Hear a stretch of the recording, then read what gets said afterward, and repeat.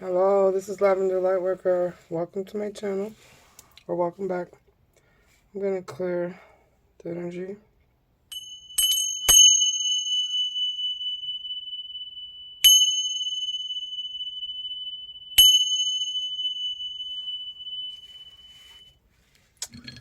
So, when I pull my wand out, I'm going to talk. So, basically, for those of you, the collective is feeling extra frisky, horny, lusty, romantic. Any word you want to put in there, intimate, tantric. Put in your own word. For those of you that resonate, it's like this burst of stamina. Even if you're not acting on it, but you're like, whoa, what the hell? Like, I was just reading a book and I used to go to bed, and now some of you are watching porn or having these fantasies or masturbating a lot, or you're just, or if you're married, you're more intimate with your partner or in a relationship. If you're single, you're not necessarily looking for a relationship, but you're kind of missing out on the perks of being in a relationship, if that makes sense. Either way, the key word is horny here, and I'm not going to sugarcoat. So the transits right now, Taurus. So Jupiter just went into Taurus on the 16th. And it's expansion of all the Taurus things for a full year.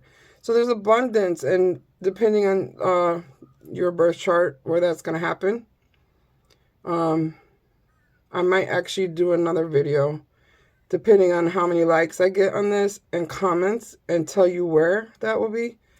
But I do want you to know that there's going to be expansion and good luck, but it also can be overdoing stuff. So be careful with that.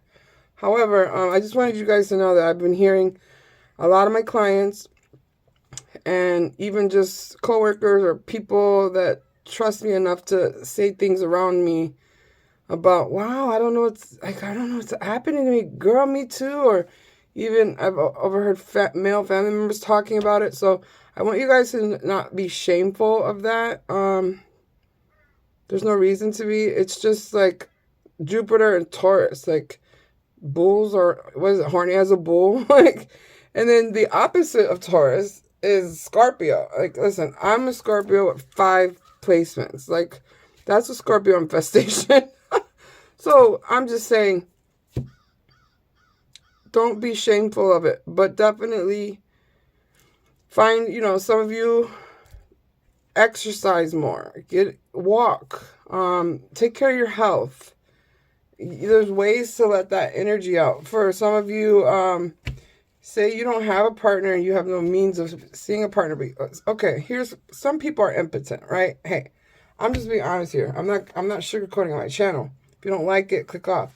But I'm just speaking to everyone, because there's messages. Listen, there's a collective out there that are impotent. It doesn't have to be older men. It doesn't have to be younger men. It could be any man, I'm assuming, and I'm channeling right now. But the point is that it's not always their fault.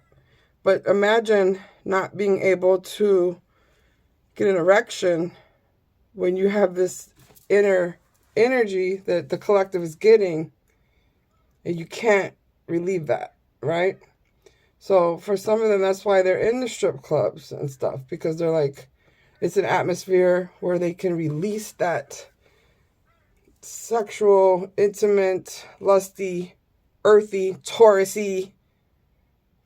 Yes, Tauruses are very horny. Newsflash. Everyone's like, oh, Scorpio is the horniest. Taurus, y'all are freaks. Trust. Please put in the comments below if you know the Tauruses are freaks. Anyway, so the point is that we have Jupiter in the sign of Taurus for the next year, which is expansion.